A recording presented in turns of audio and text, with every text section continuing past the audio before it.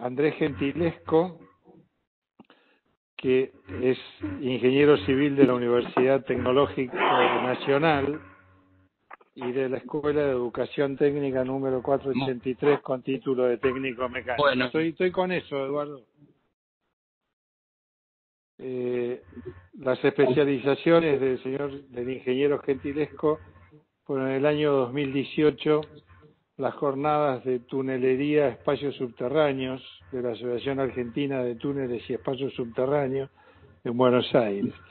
En el año 2017 participó del Congreso de Perforación Horizontal Dirigida en HDD Academy at Dell E. Webb School of Construction at Arizona State University.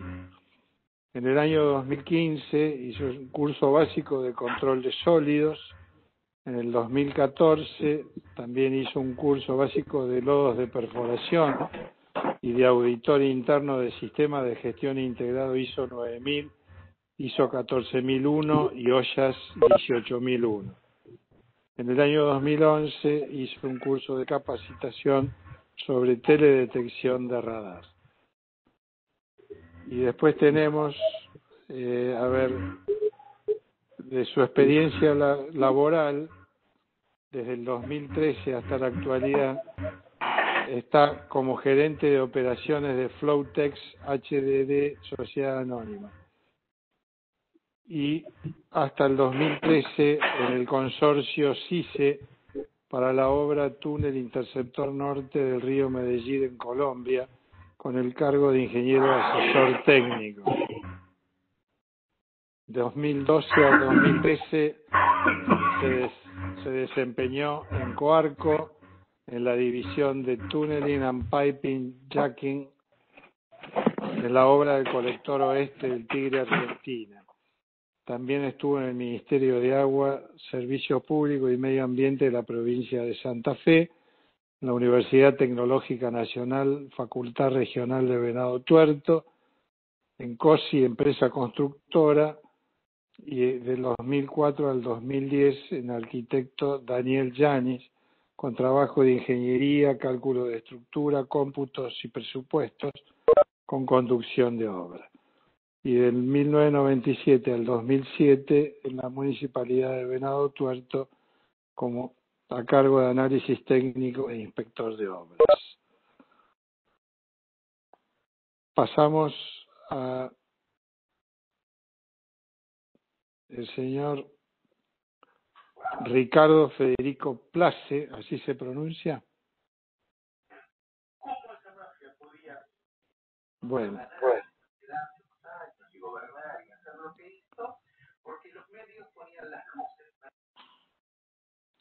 Bueno, los antecedentes laborales del señor Place: en el año 1964 inició sus actividades como analista en el Banco Mundial.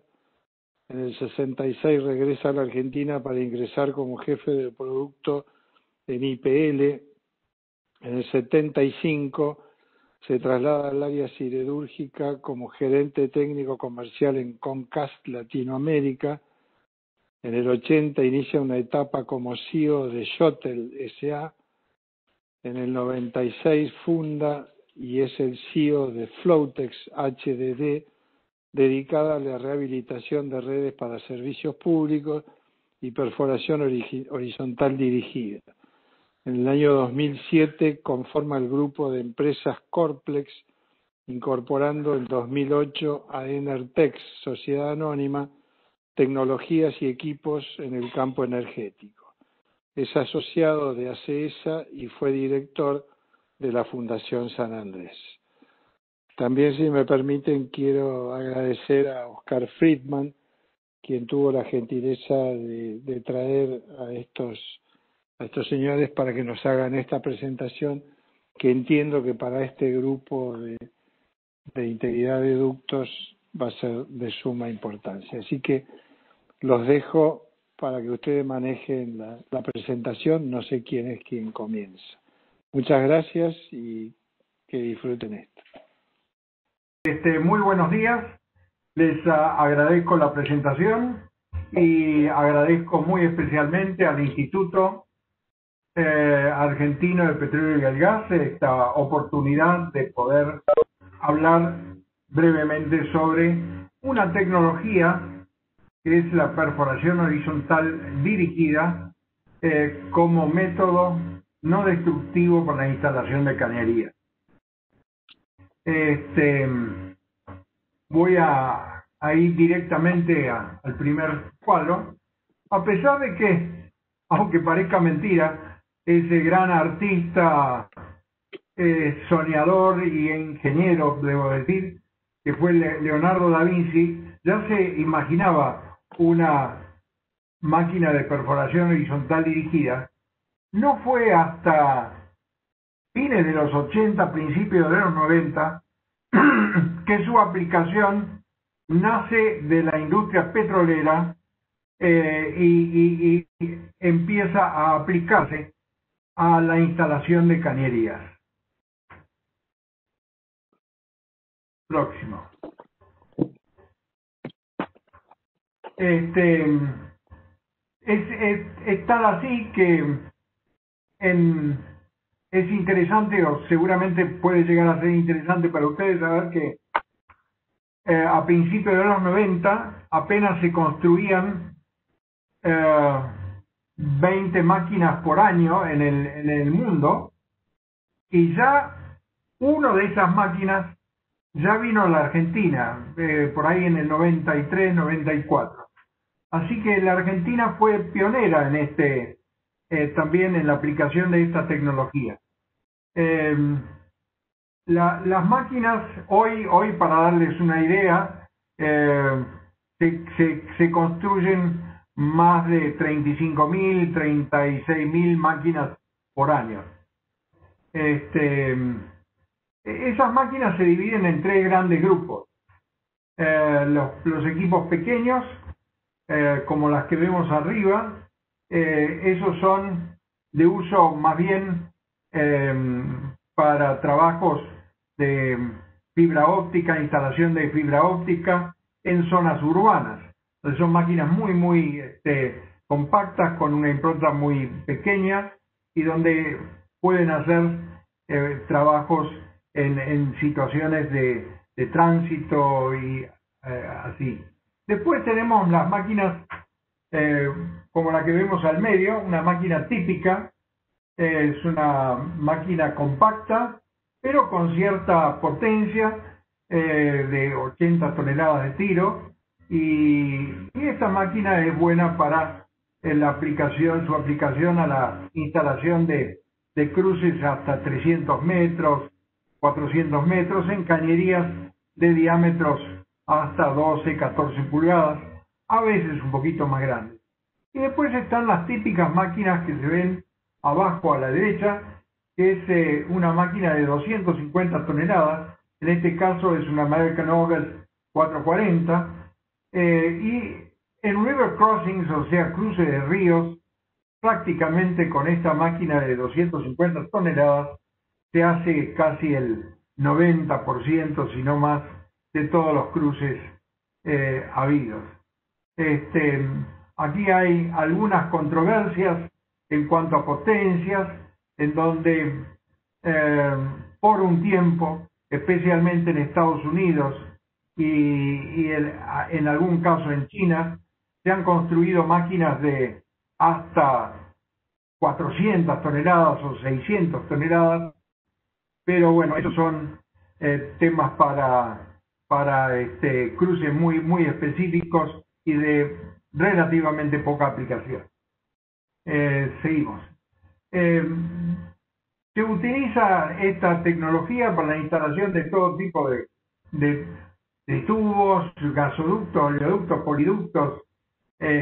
Por ejemplo, aquí en la Argentina, en la época en donde se ha proliferado la plantación de soja, el agua, en vez de ser absorbida por la vegetación, llega a los arroyos en forma más repentina, y por eso tiene un efecto de horadación mayor, y muchas de las cañerías han ido quedando expuestas y por lo tanto se puede aplicar a la reinstalación de este tipo de cañerías.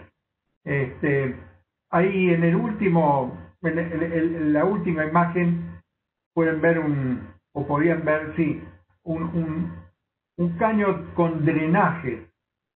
Esos caños con filtros los hemos instalado, se han instalado para, por ejemplo, pozos de agua en estratos en el desierto, en La Pampa, en parte de Neuquén, donde arriba de la arcilla y debajo de la arena se encuentra un pequeño estrato de agua, y también se han utilizado para absorción de plumas de contaminación de hidrocarburos. Seguimos. Las áreas de aplicación, el tendido de redes para servicios públicos,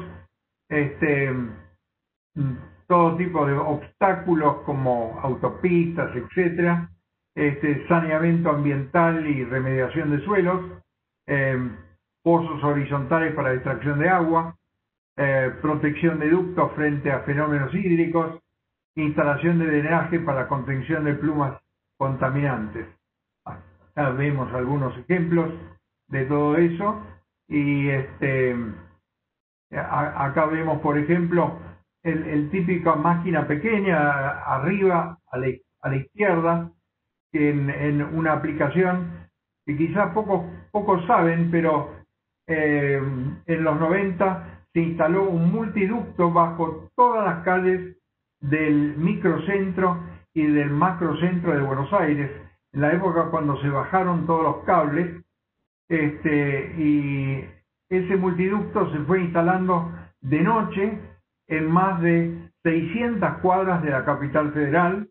Se hacía el trabajo en forma nocturna y fin de semana. Prácticamente pasó desapercibido, una obra muy muy importante.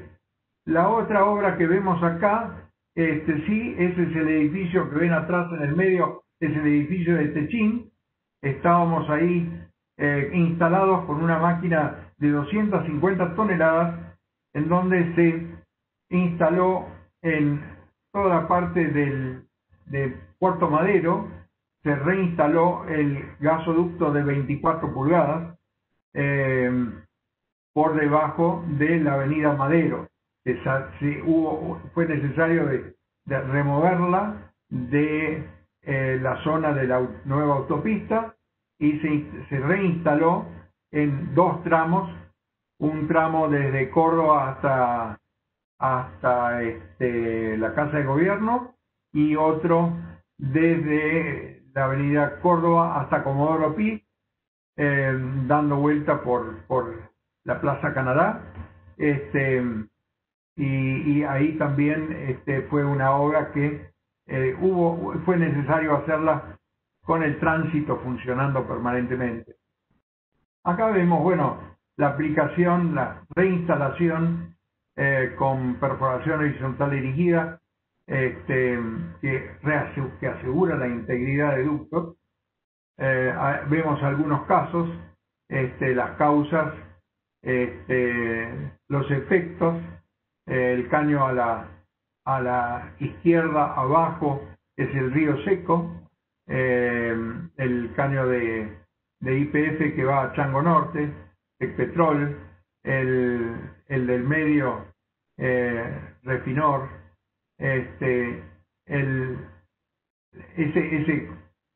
esa cárcava a la derecha se formó, parece mentira, pero se formó en no más de un mes, y lo que no se ve muy bien ahora, pero bueno, sí, por arriba hay un caño que pasa, que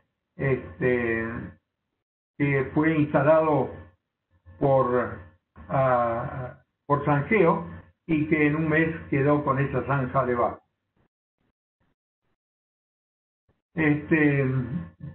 Las ventajas, el orden en la obra, se protege la ecología de la superficie, una mínima impronta en tendidos urbanos y inclusive a campo abierto o en la margen de los ríos. Se pueden proteger de esas márgenes y se evitan el zanjeo o el corte de las márgenes que después pueden generar todo tipo de erosiones. Otras ventajas es que, bueno, las locaciones son relativamente fáciles de reponer y generalmente una vez que ha concluido la obra queda una zona densamente poblada con vegetación porque la poca bentonita que se puede encontrarse en el lugar protege más al suelo y retiene la humedad y por eso generalmente se encuentra mucha vegetación.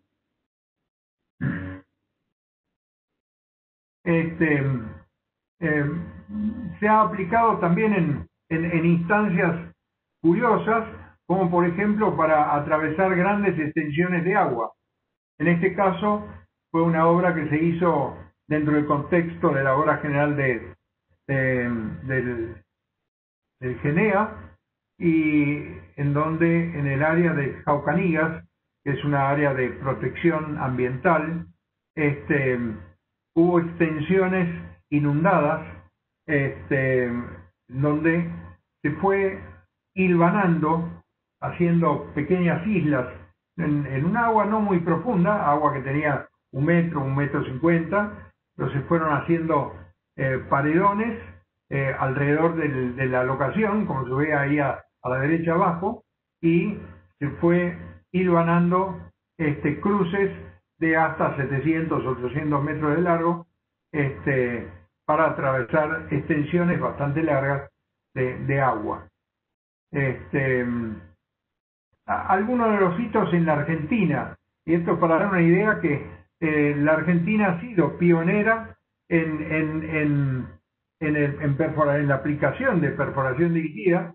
En 1999 se construyó el primer cruce superior a 1.400 metros, lo van a poder encontrar en el libro de Records. En 1999 el cruce más largo de 24 pulgadas en Estados Unidos había sido 800 metros y acá en la Argentina se logró instalar entre Paso de los Libres y Uruguayana un gasoducto de 24 pulgadas de 1.400 metros de largo en basalto. Inmediatamente después se quebró otro récord, 1.600 metros en roca cristalina entre el Colón y Paysandú, con un caño de 16, una travesía precordillana con el gasoducto norandino, 1.420 metros de 20 pulgadas, atravesando por debajo de la precordillera de Orán. En su aplicación en la expansión de gasoductos fue muy amplia, llegó a cubrir más de 15.000 metros de 30 pulgadas. Se aplicó en las temperaturas más bajas, menos 25 grados. En Santa Cruz fue necesario instalar el gasoducto de 30 pulgadas debajo del río Santa Cruz en el mes de julio, en donde toda la locación tuvo que trabajar con calefacción, inclusive los lodos tenían que ser calefaccionados porque si no se congelaban. Se ha trabajado a profundidades bastante importantes también, como en el Mangrullo, debajo del cajón del Mangrullo, donde se tuvo que bajar 47 metros para pasar debajo del cajón del río.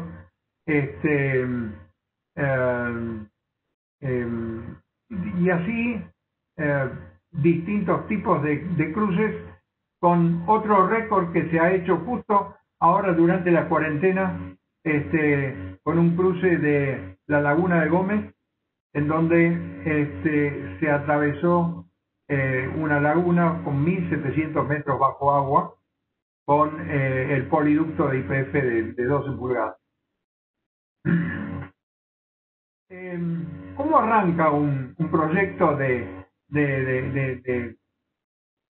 perforación dirigida? Con un análisis generalmente de su viabilidad. El comitente, el dueño del proyecto, es el que generalmente inicia el tema con el estudio de suelos, geotécnicos, geofísicos, un análisis del agua, que es muy importante, porque hay que asegurar que no haya presencia de cloruros o algunos elementos contaminantes, relevamientos topográficos y batimétricos, la viabilidad de los derechos de paso y los permisos, los datos de la tubería a instalar y analizarlas, y la logística de obra. Después el contratista, generalmente el que ejecuta la obra, continúa con una visita al lugar de obra, determina las condiciones de operación, efectúa una propuesta de diseño para la perforación horizontal, una propuesta económica, una logística, y generalmente es el que se ocupa la ingeniería de detalle. Y con eso ya entramos en preparación del proyecto. Acá pueden ver arriba un perfil geotécnico, que es muy importante porque le da la posibilidad al operador de elegir los estratos por donde pasar. Normalmente se busca los estratos más sólidos, los estratos más coherentes. Normalmente se busca pasar por la tosca o por los suelos más duros, porque son los que mejor sostienen al túnel. Después, al haber hecho algunas perfil geotécnico que generalmente requiere en los cruces cortos hasta 500 metros, 600 metros, se hace una o dos perforaciones en cada margen del río, y si son más largos, normalmente se solicita un sondeo cada 100 metros. Después se puede hacer también un perfil geofísico, si es que hay muchos cambios, se determina de que hay roca o posibles cambios en los estratos, entonces se busca un perfil como para unificar georreferenciar el perfil con las perforaciones. Alguna imagen aérea, acá en este caso se pueden ver los de Laguna de Gómez.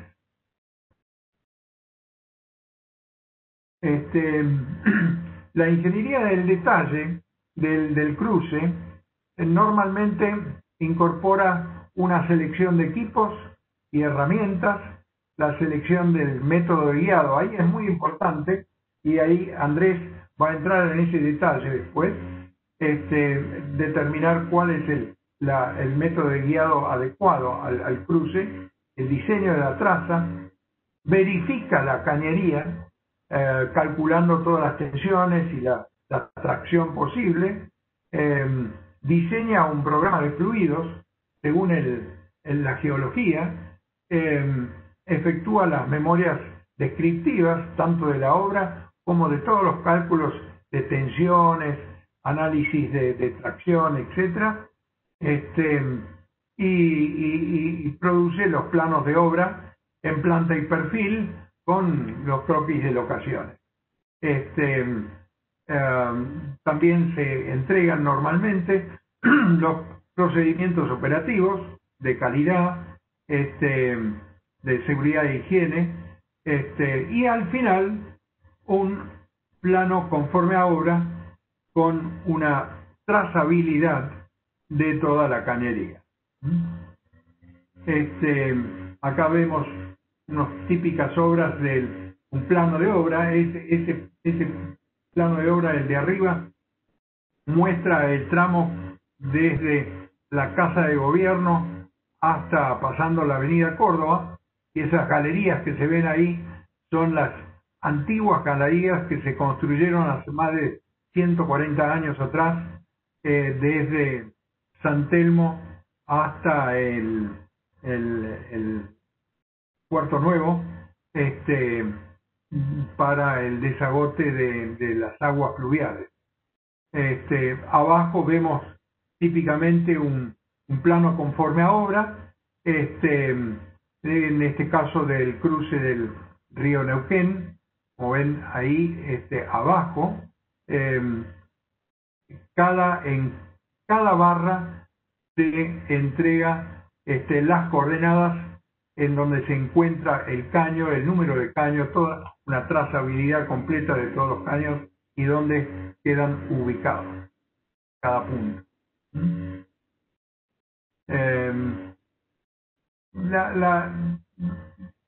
Acá voy a dejar que Andrés entre ya en la parte de la aplicación de la perforación dirigida, ya que esa es su especialidad como gerente o director de operaciones de la empresa. Así que vamos a seguir por ahí. Bien. Buenos días a todos. Entrando en la etapa de perforación dirigida, básicamente se divide en 3 etapas principales, que es la perforación piloto, el rectificado del túnel y la inserción de la columna.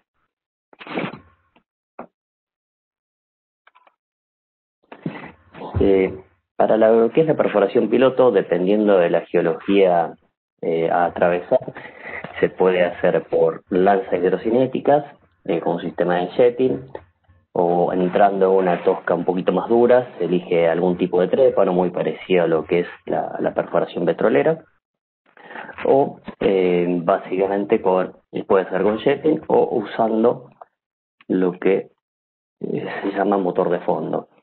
Básicamente el motor de fondo se usa para longitudes muy grandes o para cuando tenés un estrato muy duro, como por ejemplo toda la parte de roca. Si ven, acá hay una pequeña curva.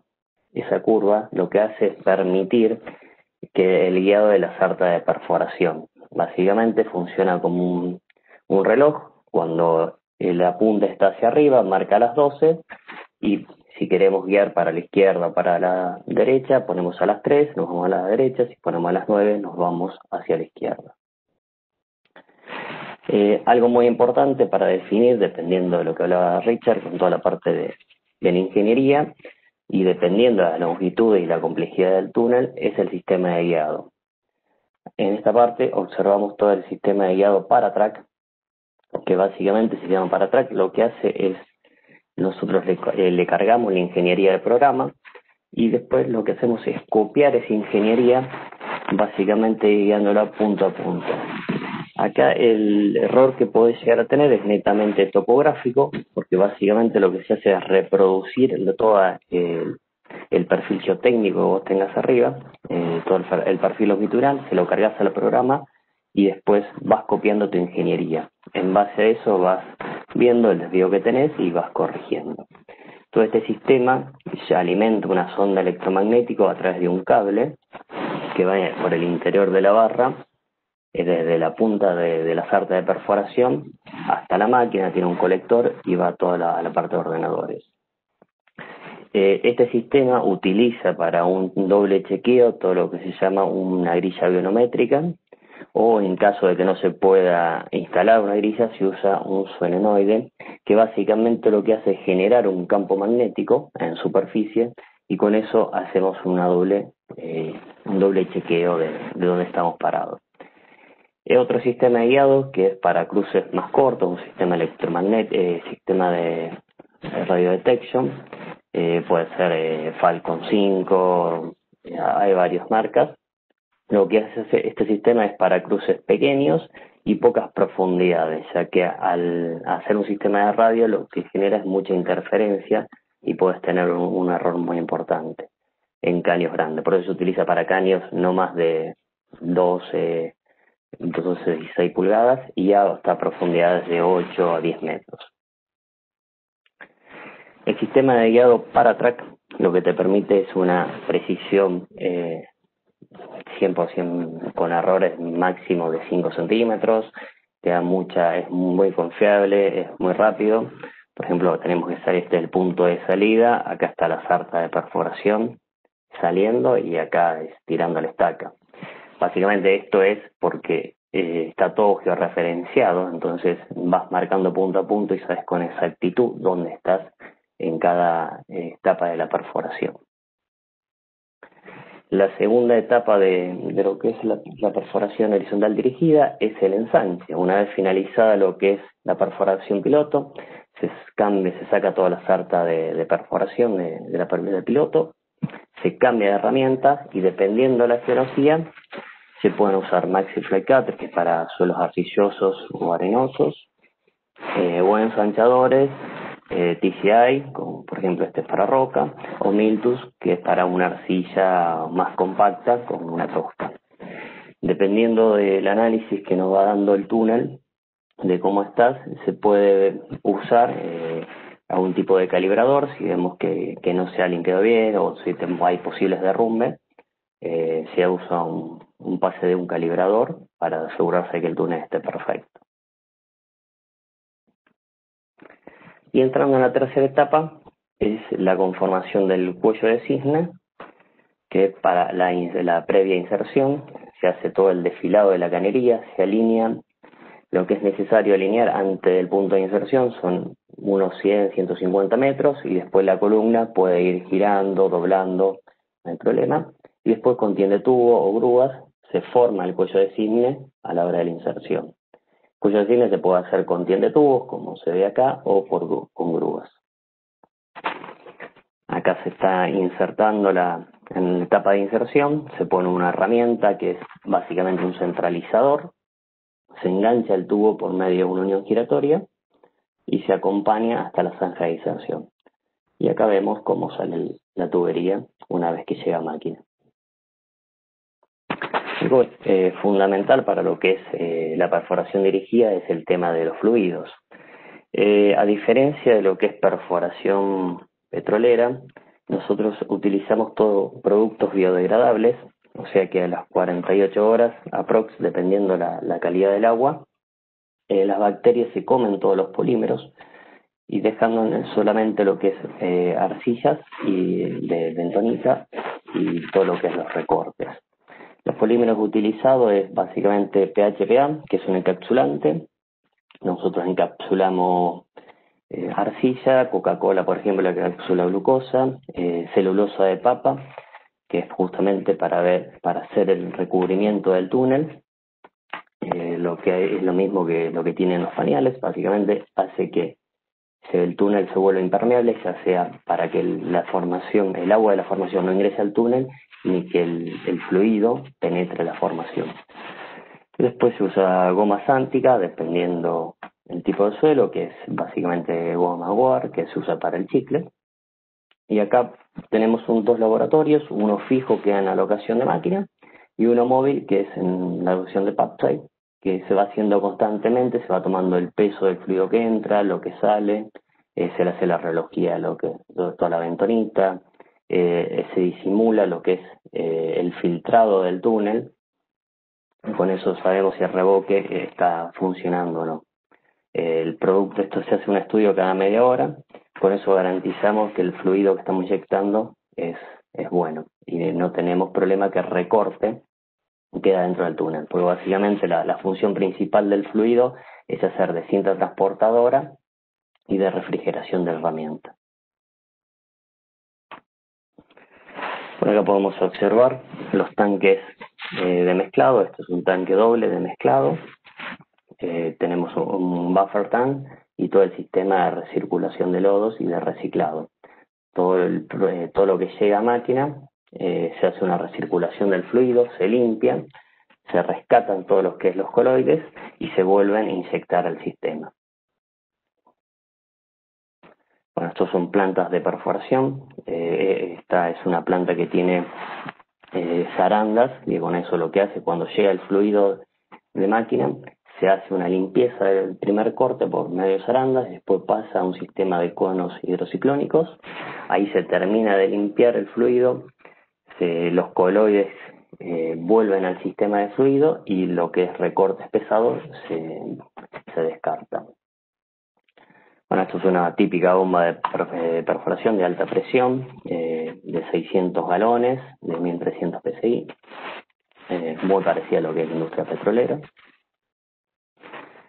Una vez que se termina la perforación, todo lo que es las piletas se va entremezclando, se pone un decantador, que puede ser PHPA o cloruro de aluminio. Lo que se hace es decantar, separar el agua de los recortes, el agua se devuelve al río donde se haya sacado, y el fluido que queda se va entremezclando con suelo que se formó para las piletas y se va disecando hasta lograr la recomposición del sitio de obra.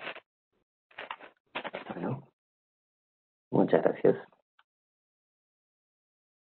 Bueno, muchas gracias Ricardo, Andrés, muy interesante la presentación, la verdad.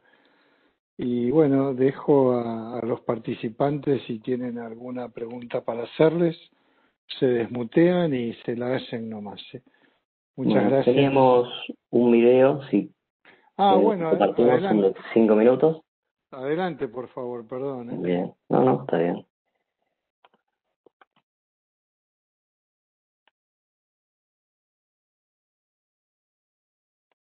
Bien. ¿Ahí lo están viendo?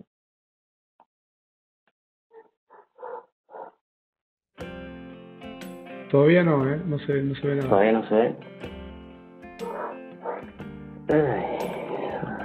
Lo estamos viendo algunos, Sí, lo estamos viendo.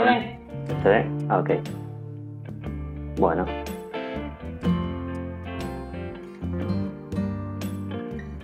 Esta es la obra de Laguna Gómez. Es un cruce de 1700 metros. Se ve la locación de acometida. Junto a los tanques.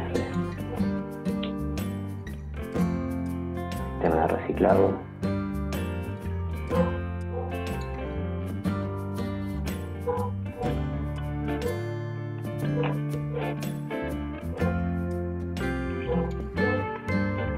Esta es la locación de Papsay.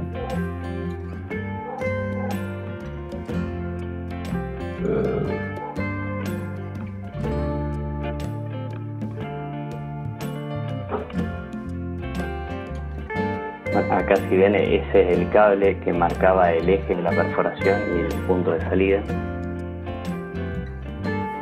Ya para que se den una idea de la precisión del sistema de guiado.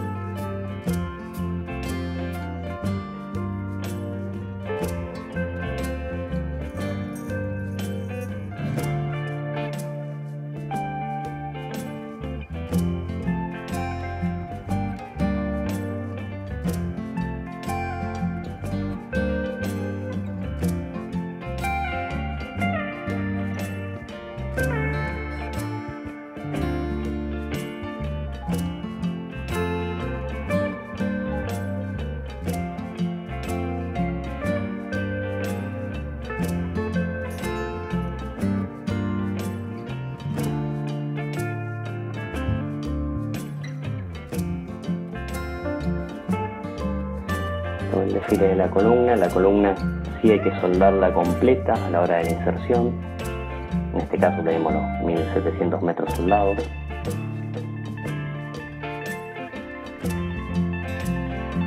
va todo apostada sobre rodillos, cosa que sea más fácil el jalado del caño.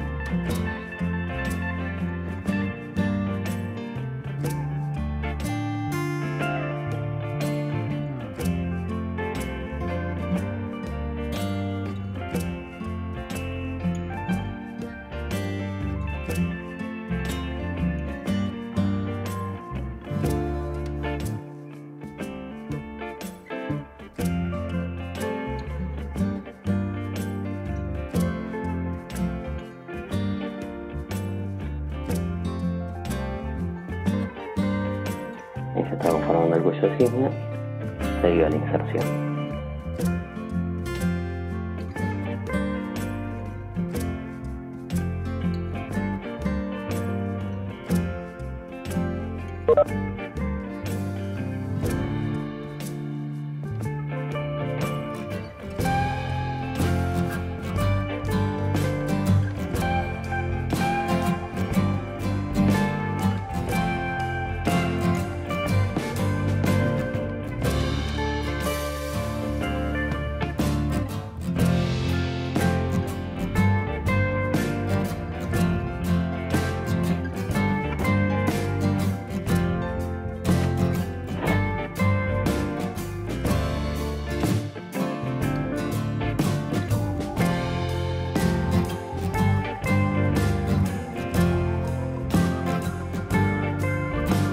Esta obra, la novedad que tuvo fue que se hizo en 19 días, cuando un tipo de trabajo se hace a nivel mundial, se está hablando entre 30 y 45 días. Esta una obra se pudo hacer en 19 días solamente.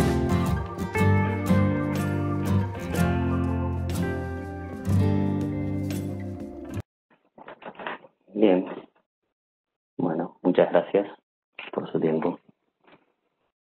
Bueno, como decíamos antes, entiendo que Eduardo todavía, si bien está conectado, no sé si tiene audio.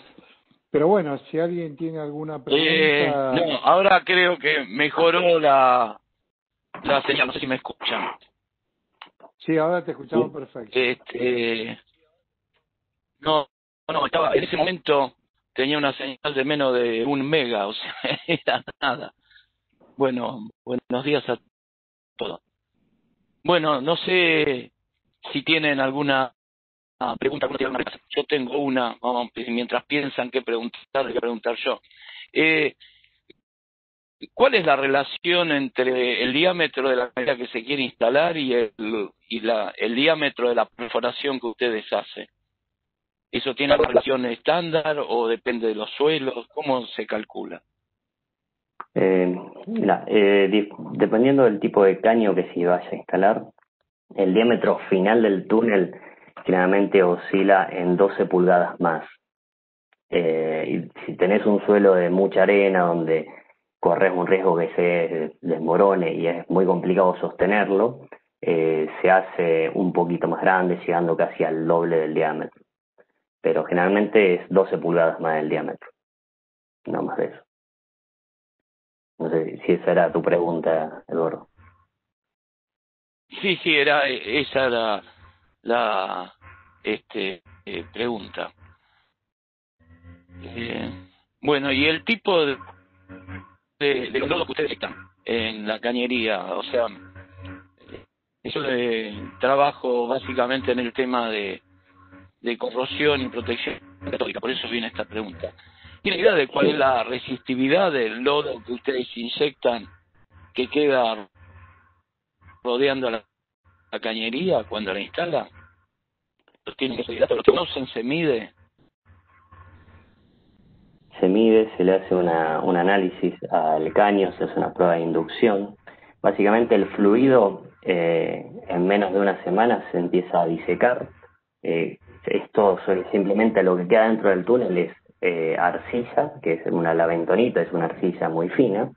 La diferencia de por qué se usa arcilla, se usa una bentonita y no se usa una arcilla común, es porque es trixotrópica y eso hace que te permita que el recorte no se te caiga al fondo del túnel, sino que se mantenga como una gelatina y por eso queda flotando el recorte y lo podés ir sacando. Básicamente, una vez que se seca, queda adentro del túnel queda todo seco y conformado como si fuera terreno natural. No genera ningún tipo de interferencia en lo que es la parte de protección catódica, ni una resistividad, digamos. O sea, normalmente el No, caño... no, por eso, pero... Sí. Sí, el caño queda rodeado. O sea, pero lo que queda rodeado, llenando ese espacio anular es una mezcla de la que ustedes han visitado y parte del suelo natural que hay en el lugar. ¿No es cierto? Exacto. Más o menos. Exacto. Así es. Es una mezcla de Tal cual. ambos. Así es. Acá hay un tema que quizás es interesante estipularlo, que es un poco un canje que se ha hecho en la perforación direccional. Como la perforación direccional, muchas veces entre perforadores se dice, bueno, siempre tiene que bailar con la fea, porque está siempre en la superficie. La perforación petrolera se va hacia abajo y busca los suelos más coherentes, más cohesivos, más sólidos. Y por eso se trabaja mucho más con los fluidos. Pero también tiene que ser, deben ser fluidos mucho mucho menos contaminantes. O sea, justamente para poder trabajar armoniosamente dentro de las reglamentaciones medioambientales de hidrografía y de las autoridades medioambientales de cada provincia, es que al contrario de lo que es la industria petrolera, en la perforación direccional se utiliza solamente los aditivos de origen orgánico. O sea, al ser de origen orgánico, a las entre 48 horas y 2 días, 3 días, la bacteria ya se los va consumiendo y lo único que queda dentro del espacio anular es la arcilla que con el tiempo se va a secando. Se han hecho varios ensayos y análisis, se han hecho cortes después de algunos años y el caño normalmente se encuentra muy bien protegido dentro de esa capa de arcilla, porque también es impermeable, impermeabiliza alrededor del caño y lo protege. Una de las propiedades que tiene Sí. el fluido justamente es que no te Bueno, deja no penetrar sé el si- agua de la superficie. Todo el agua que vos tenés en la capa freática no penetra, no está en contacto con el caño. Justamente la propiedad que tiene la bentonita. Sí, o sea, el uso de la bentonita es justamente me abrir las paredes de la perforación que están haciendo. Así es. Esa es una de las funciones que Sí, suele tener. se usa también. Pero yo me preguntaba después a cuando queda, o sea, cuál es finalmente queda esto, que normalmente, como ustedes describieron, la cañería queda en porciones duras del terreno. O sea, se trata de instalar en lugares que son más duros. Pero dentro de la excavación, de la perforación que se hizo, queda rodeado el caño de un material, o sea, más conductor de la energía eléctrica, de menos resistividad, y que por lo tanto el caño está rodeado desde el punto de vista ya de la corrosión y de la protección de esto, de un medio bastante diferente del que del natural que rodea la cañería. Con uno de los estudios define en función de las características del terreno natural, está rodeado de una mezcla particular, por eso era la pregunta. Así es. Y que le confiere Bueno, una no sé si hay mayor protección normalmente. algún otro que tenga alguna pregunta. Hola, soy Liliana Berardo, ¿qué tal? Buenos días. Yo había puesto una pregunta en el chat, pero la repito ahora por acá. Lo primero que me surgió cuando vi la película y vi cómo es el procedimiento es qué tipo de revestimiento usan y cómo aseguran la integridad del revestimiento, porque habitualmente cuando se los y se los arroja, el tipo de ensayos que se hace habitualmente no son ni los de tensión de corte, ni los de fricción, por lo tanto, y están sometidos durante la instalación a este tipo de esfuerzo, ¿no? Entonces, si hay algún tipo de control adicional o algún tipo de revestimiento adicional que hay que usar en este tipo de cañerías, en este tipo de procedimientos. Sí, generalmente lo que se utiliza en lo que es, o lo recomendamos por nosotros, es tener un recubrimiento del caño de un espesor de 4 a 6 milímetros, dependiendo la geología a atravesar. Y algo muy importante es la utilización de las mantas. Las mejores mantas, con los mejores resultados que hemos tenido son las mantas Dirax. Generalmente el problema lo tenés con el arrastre, es que se levantan las mantas.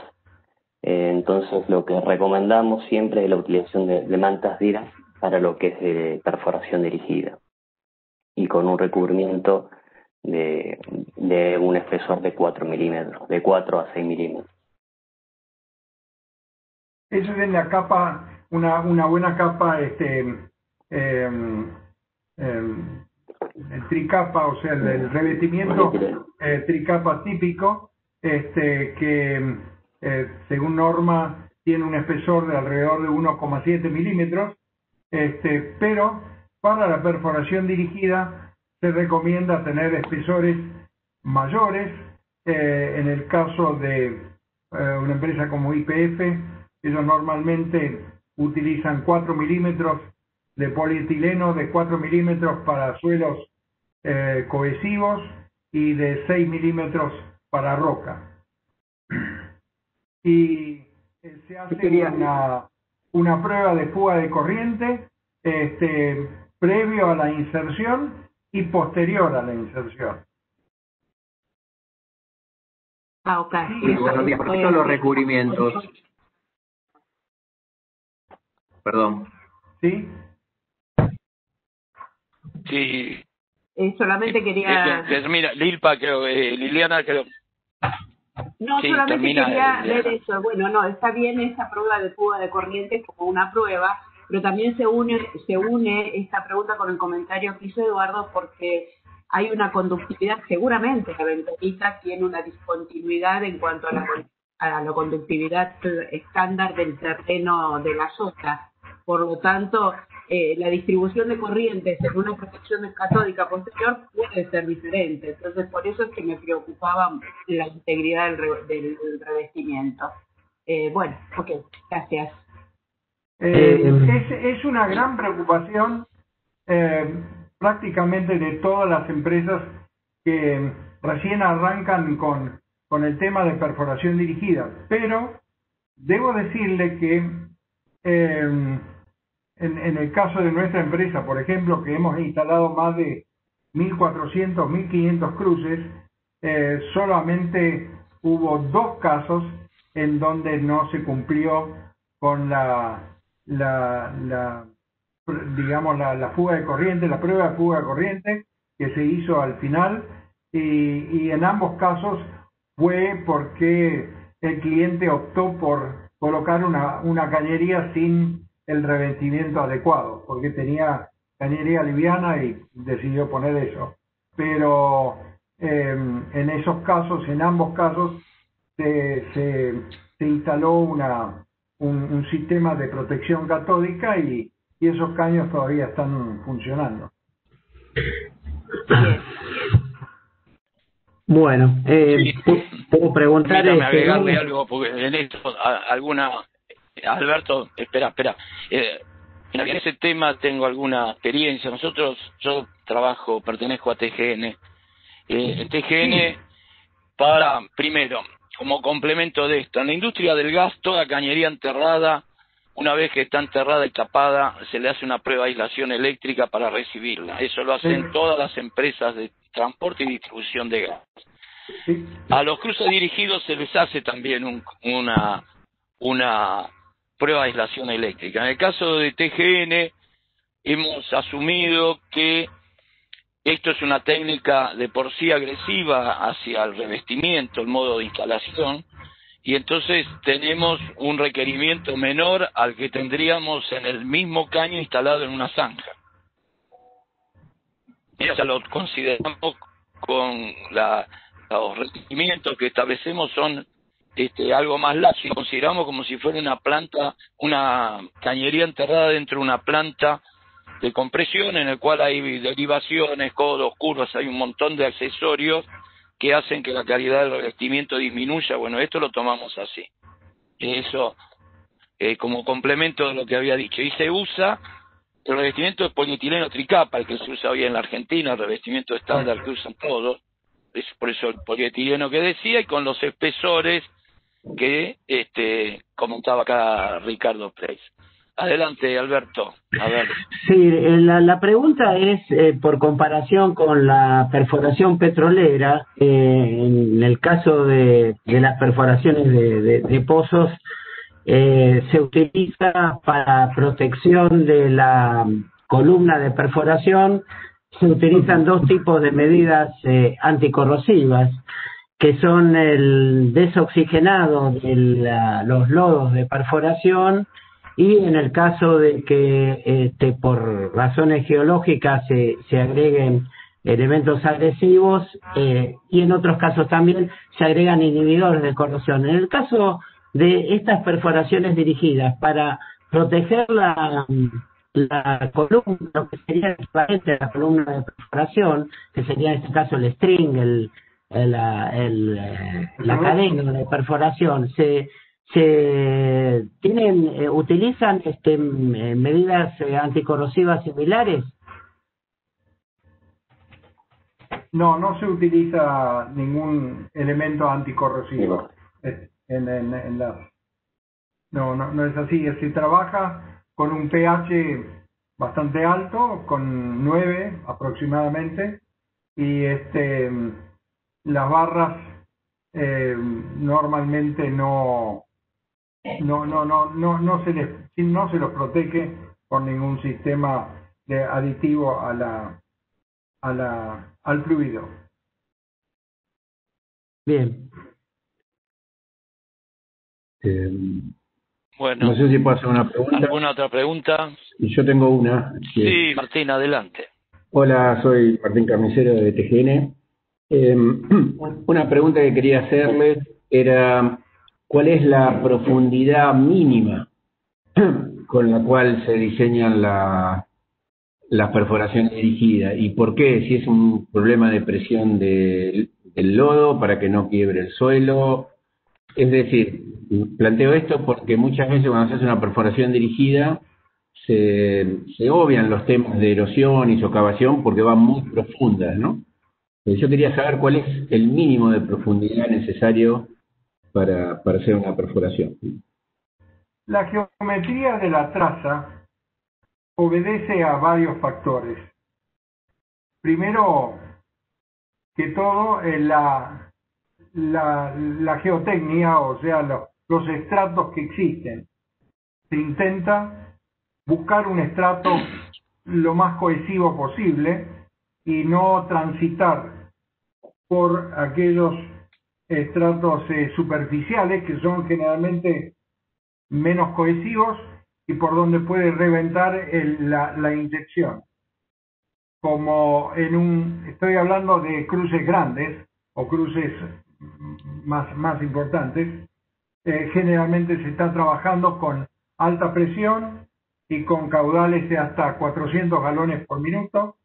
Es importante que haya una buena tapada, mínimo 10 metros, como para que no haya ningún reventón hacia la superficie y para que el lodo cumpla con su cometido, que es el de remover la tierra que está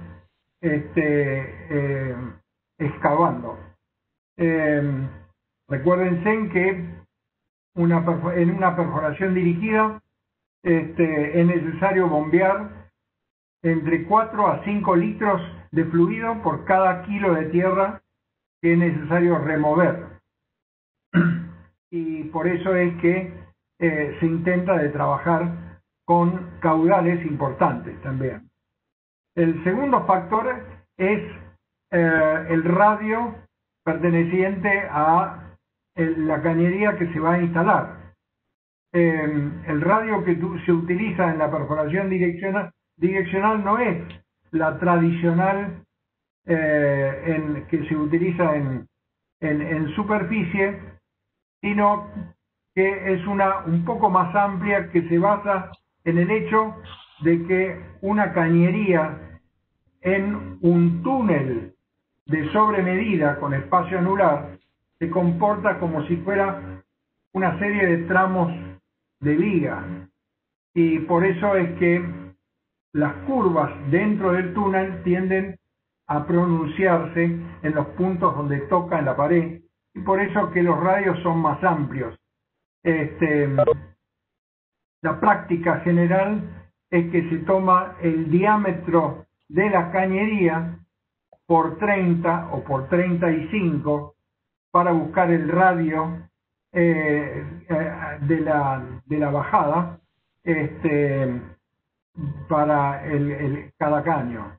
Esencialmente la geometría de una perforación dirigida son dos tangentes, una tangente de bajada que tiene que ser suficiente como para tomar cierta profundidad.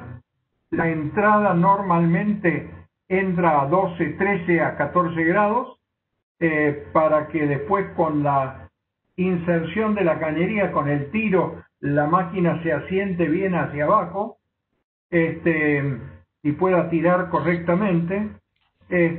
Luego el radio perteneciente al caño con una espira longitudinal, una recta en el fondo con el largo que sea necesario, otra espira de subida y una tangente de salida, que normalmente se lo trata de dar un ángulo de no más de 8 grados para que el caño no tenga que hacer un cuello de cisne demasiado grande al entrar al pozo durante su etapa de inserción. Todo esto lleva a que para caños de hasta, digamos, de 8 a 12, 14 pulgadas, normalmente se buscan profundidades entre 12 y 15 metros, y para caños de 24 o 30 pulgadas se transita entre 17 a 25 metros. Muchas gracias, Ricardo. De nada.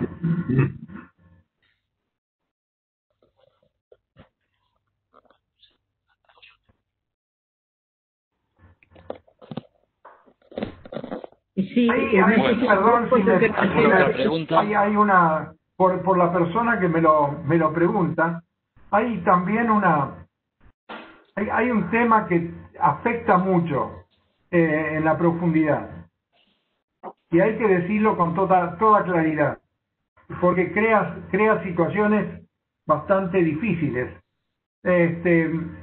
Depende mucho del sistema de guiado que pueda tener el contratista. Si el contratista depende de un sistema de radiodetección, no estoy absolutamente seguro que todos ustedes deben haber conocido algún sistema de radiodetección o radio detection, y saben muy bien que después de los 4, 5 o 7 metros la señal no es muy confiable. Y por eso es que se utiliza mucho para la instalación urbana o la instalación de pequeños arroyos, en donde no es necesario estar mucho más abajo de los 8 o 10 metros. Para caños rígidos, caños como poliductos o gasoductos, oleoductos, es necesario tener un sistema electromagnético. De esos hay muchos, está Tensor, está PowerTrack, está el sistema de giroscopio, que hoy existe también y que acá en la Argentina se usó muy bien en el cruce del río Uruguay. Son diversos sistemas que no dependen, que son mucho más confiables y pueden llegar a mayores profundidades. Son más parecidas a las que se utiliza en la perforación horizontal en la industria petrolera.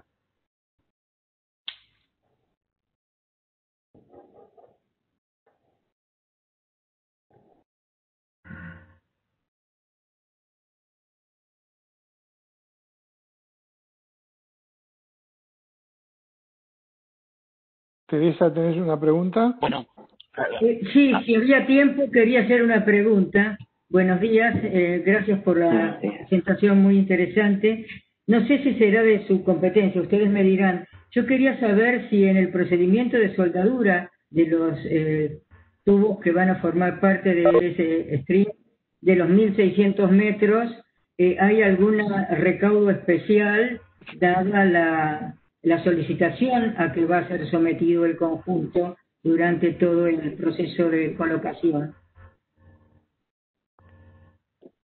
Se chequea toda la trazabilidad de la columna en base a las tensiones, pero no, generalmente nosotros no hacemos lo que es todo el preparado de la columna, sí lo revisamos. Por eso dije que quizá no estaba dentro de su... pero sí hacemos tenemos toda la trazabilidad de la columna, de lo que pedimos, revisamos soldadura por soldadura, pruebas hidráulicas, todo el plaqueo de cada soldadura. O sea, le hacen no destructivos a dos. Todo, exacto. Pasa normalmente el procedimiento que se hace una vez terminadas las soldaduras, según la norma, se hace plaqueo de cada una de las soldaduras. Eso el perforador solicita esa documentación. La columna todavía sobre tacos se le hace una prueba hidráulica a las presiones que correspondan. Una vez que eso está terminado, se traslada la cañería terminada a los rodillos.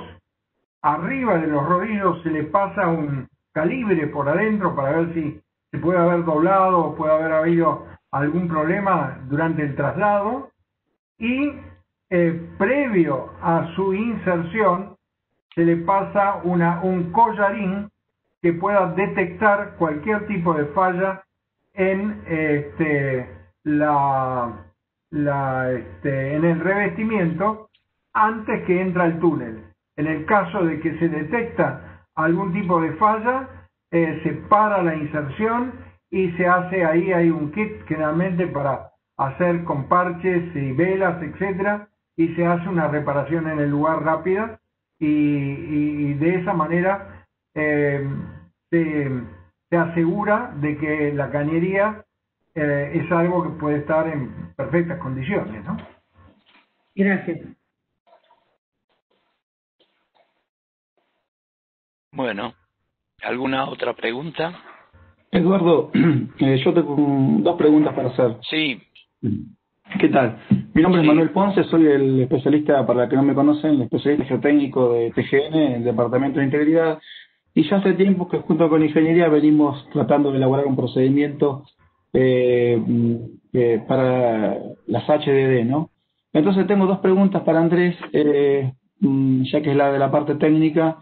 La primera sería, en lo que es el lodo de perforación, del control de la perforación, ¿no? ¿En qué casos o en qué no casos vos utilizás, aparte de bentonita, algún otro tipo de aditivo, o si ese aditivo se utiliza siempre independientemente del tipo de sedimento que tengas? Si te encontrás grava, arena... esa sería, digamos, la primera pregunta. Y la segunda pregunta que tengo es, que te escuché ahí en la charla decir, es que por ahí tenés un rimador específico o un ensanchador específico, creo, si mal no entendí, para determinado tipo de material que vas atravesando. Hay veces que se atraviesan varios en lo que es el perfil estratigráfico o sedimentológico de lo que vas a hacer. Entonces, bueno, básicamente quería que si tenés algún comentario para esas dos preguntas.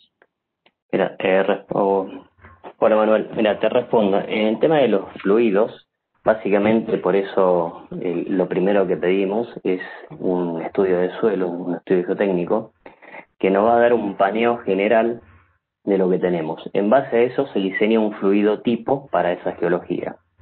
Y después, a medida que vamos atravesando la geología, por ejemplo, un estudio, a lo sumo que vamos a un geofísico, donde tenemos realmente el punto a punto de lo que vos tenés en el estrato, en la traza, ahí, digamos, tenemos algo más continuo, pero si no tenés algo puntual, un estudio de suelo es un estudio muy puntual.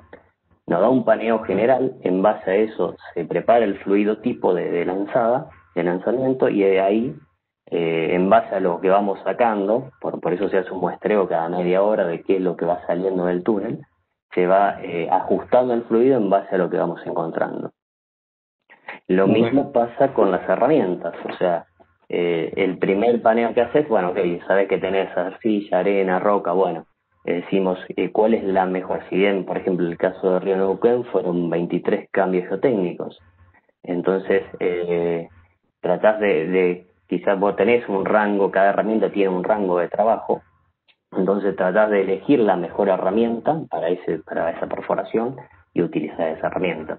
Hay muchas veces que tenés que perforar hasta una cierta etapa. Cuando llegas a un cierto lugar tenés que sacar todo el tren de perforación para atrás, cambias de herramienta y volvés a ingresar. Ok, eso es lo que... Claro, no es que con una herramienta no es necesario terminar toda la perforación, sino que vas haciendo con una herramienta. Ya sea para la piloto como para los mismos ensanches. Bueno, muy bien. Gracias, Che. Eso, si me permiten agregar, es parte del know-how de cada contratista. Yo lo llamo un poco la cocina de los fluidos. Cuando se tiene un buen estudio geotécnico y geofísico, lo primero que hacemos es ir a trabajar a los laboratorios de los proveedores de los distintos insumos, y ahí se van haciendo ensayos con distintos elementos. O sea, se usan básicamente celulosas. Las celulosas son celulosa de papa o de algún otro tubérculo. Es muy parecido a lo que se pone en los pañales. Se utiliza un precipitante como un PHPA, que es lo que en la Coca-Cola ponen para encapsular a la glucosa o al azúcar. En este caso se utiliza para encapsular una partícula de arcilla que pueda ser muy agresiva, o sea, la arcilla puede no solamente absorber agua, sino adsorber por su tensión molecular, atrae el agua, y entonces con eso modifica al fluido, y para que eso no ocurra se le pone tensioactivo ahí arriba de las partículas de arcilla. O sea, es el know-how del superintendente de fluidos, que va viendo con todo lo que va retornando, va haciendo sus muestras cada media hora y va haciendo ensayos de laboratorio, y con eso va modificando las formulaciones del lodo que se va utilizando. Y esto es lo que es el know-how específico de cada proveedor, ¿no? De cada contratista, ¿no? Claro, está claro, está claro. Para nosotros es importante eso, desde el punto de vista de la integridad del ducto, que sea lo menos afectada posible al ingreso o sea, en todo el recorrido de lo que va a ser después la perforación. Entonces es muy bueno claro, es muy bueno apuntar. El tema. Por ejemplo, ¿no? Hay una pregunta, lo que has tocado un tema muy muy importante. Por ejemplo, el fluido tiene que tener una gran capacidad de traslado, tiene que poder portar esa tierra que a veces se está cortando a 1500 o 1600 metros, trasladarla a través del túnel y sacarla a superficie. Claro, y eso es la razón por la cual se mide o se pone también un análisis de todos los lodos que salen, que emergen. Nosotros hablamos de fluidos, que es agua con bentonita y un 3 o un 4% de aditivos. Lodos es cuando vuelve con un 25% de sólidos. Si está volviendo con un 5 o un 10% de sólidos, esos sólidos se quedaron dentro del túnel. Y la herramienta puede haber salido y lo único que hizo es que batió al lodo, a la tierra adentro y lo dejó adentro del túnel. Cuando se trata de pasar en la cañería, bueno, va a sufrir la cañería porque tiene que atravesar tierra en vez de flotar perfectamente en un medio acuoso. Ahí está la clave, Manuel, es que el caño no se arrastre, sino que flote. Claro. Y ahí todas las preguntas de ahí todas las preguntas que Eduardo decía sobre el revestimiento. Hemos visto desastres del revestimiento en columnas rayadas por una mala inserción o por una mala ejecución del túnel. Entonces la idea es que ese revestimiento se preserve, y no solamente eso, sino que la rigidez del cambio, de los caños, la soldadura, no se vea sometido a una tensión de fluencia mayor a la esperada adentro del túnel cuando es insertada la columna. Entonces es fundamental entonces transmitir un poco en esta charla la buena geometría y el buen diseño de pozo, digamos, de túnel, para que nuestro caño se vea lo menos afectado posible. Para que te des una idea, te puedo dar un ejemplo. El cruce de 1700 metros tenía un cálculo de tiro de 70 toneladas y vino con 20 toneladas de tiro. Claro. Entonces eso te implica que el caño, y aparte en la velocidad de inserción. O sea, vos tenés que considerar, hay varios parámetros que a medida que vas ejecutando podés darte cuenta si tenés un buen túnel o no tenés buen túnel. Y a la hora de la inserción es clave, o sea, el caño tiene que flotar. Eso se apunta. Y ahí vuelvo al punto que mencioné anteriormente, tiene mucho que ver, arranca todo con el sistema de guiado del túnel piloto. Un sistema de radiodetección que nosotros utilizamos para los caños más chiquitos, tritubos, ese tipo de cosas, es una serie de avances. O sea, se va buscando una dirección y se perfora por una barra, el largo de una barra, y después ahí se busca ver a dónde terminó y se busca otra dirección. Entonces es una serie de cambios de dirección. Y para un caño rígido eso no funciona, porque en cada cambio de dirección roza en la pared. Y si usted tiene un caño de más de 400, 500 metros, y en cada 9 o 10 metros va a tener un punto donde está tocando la pared, va a tener un problema. Va a tener un problema de rozamiento, va a tener un problema de tiro, de tracción, de todo.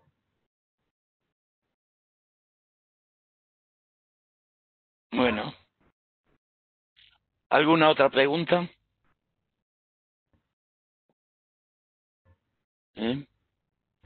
Bueno, si no hay más preguntas, le agradecemos a Ricardo Pleis y a Andrés Gentilesco la presentación que nos han hecho. Ha sido muy interesante escucharlo. Esto, por lo menos que trabajamos en ductos, es que siempre, a menudo nos encontramos con estos cruces, pero esto permite, bueno, algunas dudas que tiene y entender cómo se los trabaja. Quiero agradecerles una vez más, agradecerles muy especialmente. Estamos muy honrados con esta invitación y poder conversar con los señores, y estamos a disposición por cualquier otro tipo de pregunta o de consulta que tengan, y decirles que a la Comisión de Integridad, que también tenemos un enorme agradecimiento hacia el sector de integridad, porque en los comienzos de nuestra empresa fueron los requerimientos de integridad que estimularon a que fuéramos instalando cañerías o reinstalando cañerías de mayor diámetro. Así que muy buenos días y muchas gracias. Bueno, muchas gracias Andrés, muchas gracias Ricardo y especialmente Oscar Friedman, muchísimas gracias por esto. y bueno, en un futuro por ahí volvemos a tener un nuevo contacto. Muchísimas gracias. Bueno, muchas gracias por su tiempo. Muy bueno todo. Bueno, muy bien. Bueno, continuamos la reunión de integridad de que la tecnología cada vez más principio rica y después en la zona que está una cañería debajo de la avenida Madero, o sea, en pleno centro de Buenos Aires. A veces la tecnología esta de perforación dirigida resulta más barata que estar en calles transitadas y con muchas